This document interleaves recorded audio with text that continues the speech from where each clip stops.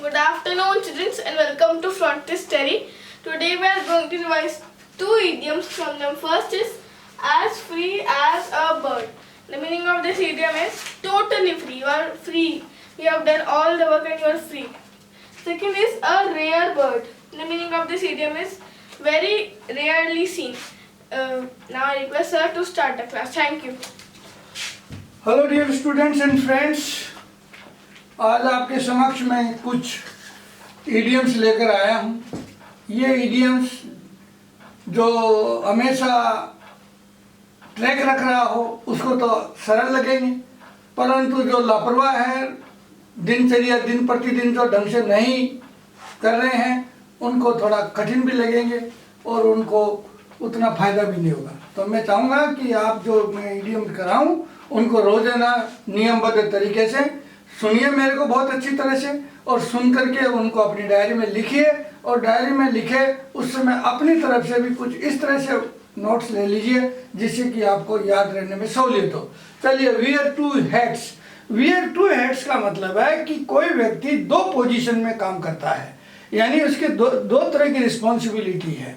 तो दो पोजीशन में काम करता है तो मतलब उसका जो दोनों में उसका जो आचरण होगा, व्यवहार होगा, या उसका जो डिसीजन मेकिंग की जो पावर होगी वो अलग अलग होगी। एक सिंपल सा तरीका ले लीजिए कि एक ऑफिसर है, बहुत बड़ा ऑफिसर है, परंतु घर में तो वो स्पेंड है, फादर है और किसी का सन भी है।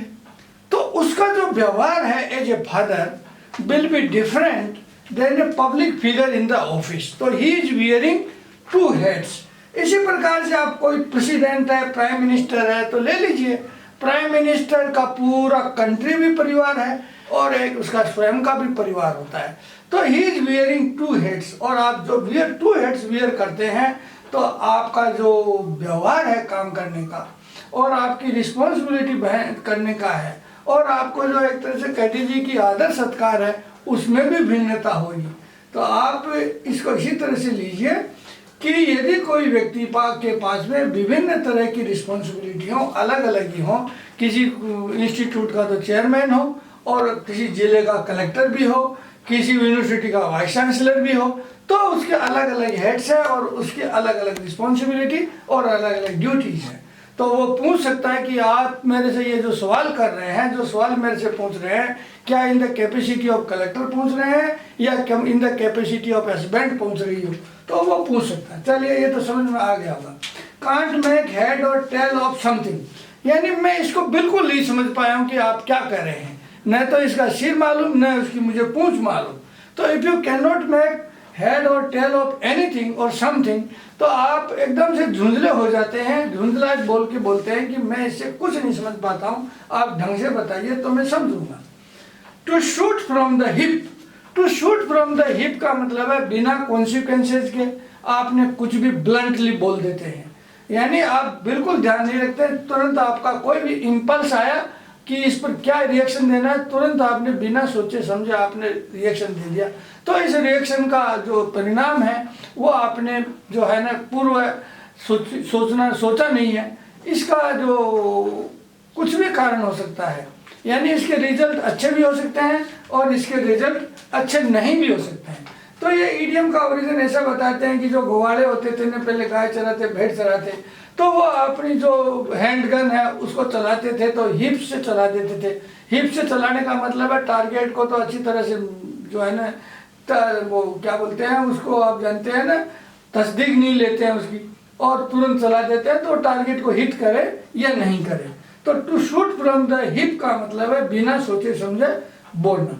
Live on borrowed time. Live on borrowed time का मतलब है कि अब आपकी पोजीशंस हैं वो बिल्कुल प्रिकेरियस है। अब आपका जीवन का वैसे तो देखो कि अंत हो चुका है, यानी मान लो आप किसी बहुत भयंकर रोग से पीड़ित है और अब आपका कोई मतलब नहीं है, पता नहीं आप कितने दिन जिएंगे।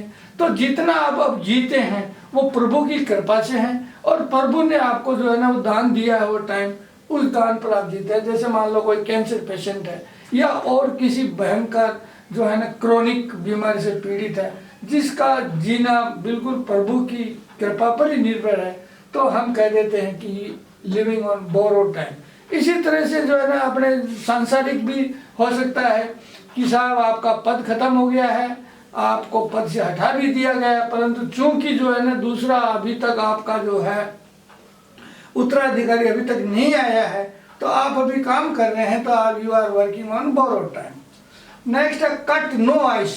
कट नो आइस का मतलब है कोई असर नहीं हो रहा है, यानी आपने जो भी इनको समझाइश की है, आपने जो भी प्रयत्न किया है, वो सारा निष्फल हो, तो हम कह देते हैं कि it is cutting no ice. अब मैं आपको ले चलता हूँ ओशिनोग्राफी में, और ये ओशिनोग्राफर को आपका थोड़ा सा परिचय कराना चाहता हूँ कि देखो कि 70% जो है ओशंस है, केवल 30% ही लैंड है। तो 70% ओशन के बारे में हमको अध्ययन करने के लिए हमारे जीवन का 70% जो है ना एफर्ट जाना चाहिए। जबकि मैं आम सोचता हूँ कि स्कूल हो, कॉलेज हो, यूनिवर्सिटी हो, मेरे देखने में जो 30% जो भूभाग है उसी पर सारा जो है ना प्रयत्न एफर्ट लग जाता है, क्योंकि ये 30% भी इतना रोमांटिक है, इतना विविध है कि इसमें भी बिल्कुल जी नहीं भरता है। तो आप सोचिए कि जो सी कोस्ट है और जो सी है ओशंस है, और ओशंस भी भयंकर गहराई वाले ओशंस हैं, उनको अध्ययन करने के लिए तो आपको बहुत ज़्यादा मेहनत और बहुत ज़्यादा समय और बहुत ज़्यादा प्रयत्न की आवश्यकता है। तो कुछ मैं आज आपको कुछ टर्मिनोलॉजी से आज जो है ना अवगत कराना चाहता हूँ। देखो पहला तो नेक्रेटिक जोन। नेक्रेटिक जोन का मतलब है जो सी का जो सतह है, सी की सतह जो भूमि से मिलती है, उस सतह के ऊपर जो हवाएं चलती हैं, लहरें उठती हैं, जीव जंतु है, मछलियां हैं, मगरमच्छ है, या जो भी शार्क है, जो भी जानवर है, वो उनका जो अध्ययन है बिल्कुल ऊपरी सतह का, वो नेक्रेटिक जोन है। अब नेक्रेटिक जोन के नीचे जो जाओगे फोटिक जोन है। फोटिक का फोटो का मतलब होता है लाइट, यानी जहां तक सूर्य की लाइट पहुंच सकती है वो उस जोन को हम फोटिक जोन कहते हैं। तो सूर्य की लाइट करीब करीब जो है ना वो 200 मीटर तक जा सकती है, यानी सूर्य की लाइट पेनिट्रेट करेगी ओशंस में तो वो करीब करीब 200 मीटर तक पेनिट्रेट कर पाती है। तो 200 लाइट जब जा सकती है तो फोटोसिंथेसिस भी हो सकती है, और जो ऑर्गेनिज्म है वो भी एनर्जी प्राप्त कर सकते हैं। तो फोटिक जोन में तो ओशंस में जो एक्टिविटी रहती है, न्यूट्रिएंट भी रहता है और लाइफ भी रहती है। परंतु जब एफोटिक जोन आ जाता है जो 200 मीटर के नीचे, उसमें थोड़ा बताते हैं कि भाई ट्विलाइट जोन भी आ जाता है। ट्विलाइट का मतलब थोड़ी बहुत सूर्य की रोशनी जो है ना जैसे तैसे नीचे और जा रही है, तो वो समझ लीजिए आप 200 मीटर से लेकर के 1000 मीटर तक, मैक्सिमम 1000 मीटर तक, डिपेंडिंग अपॉन जो है ना लेटीट्यूड है या सी की ट्यूबिडिटी है या हवा का रुख है, इसके डिपेंड करेगा। परंतु मैं जो बताना चाहता हूँ एफोटिक जोन में जो 2 जोन है, एबाइसल और हेडल जोन, इसके बारे में मैं आपको बताना चाहता हूँ। एबाइसल नाम इसलिए आया कि पूर्व में ये माना जाता था कि नीचे जो है ना अब कोई अंत नहीं है, नीचे कोई किसी प्रकार की सतह नहीं है, परंतु एबाइसल जोन जो है वो 4000 किलोमीटर से 4000 मीटर से 6000 मीटर की गहराई में है।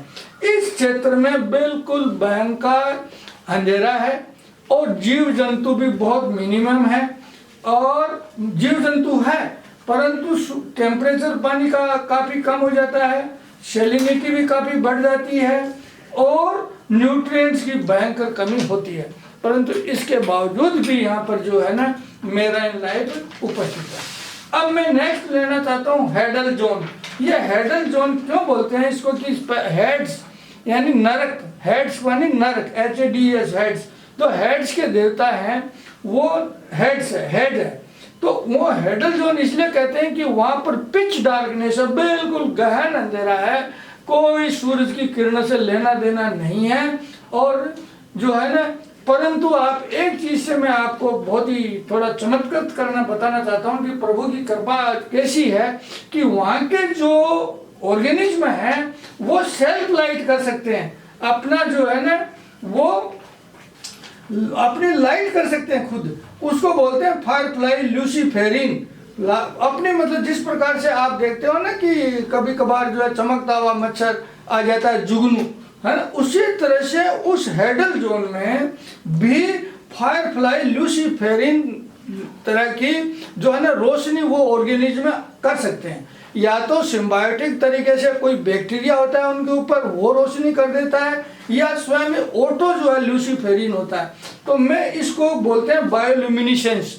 बायोल्यूमिनेसेंस का मतलब है कि ऑर्गेनिज्म खुद ही अपनी लाइट करता है। देखो प्रभु की कृपा, उस जगह हेडल जोन पर, यानी नर्क जिसको हम बोलते हैं नर्क जोन, और 100% pitch dark round the year अंधेरा रहता है, परंतु वहां पर भी प्रभु ने जीव बसा रखे हैं, और जीव के लिए थोड़ा खाने का प्रबंध भी कर रखा है, और रोशनी का प्रबंध करने के लिए उनको अपने आप ही क्षमता दे रखी है। या तो कुछ सिम्बियोटिक तरह से बैक्टीरिया जो है ना वो लाइट कर देते हैं, या फिर स्वयं ही ऑर्गेनिज्म अपनी फायरफ्लाई लूसीफेरिन से लाइटिंग कर लेते हैं।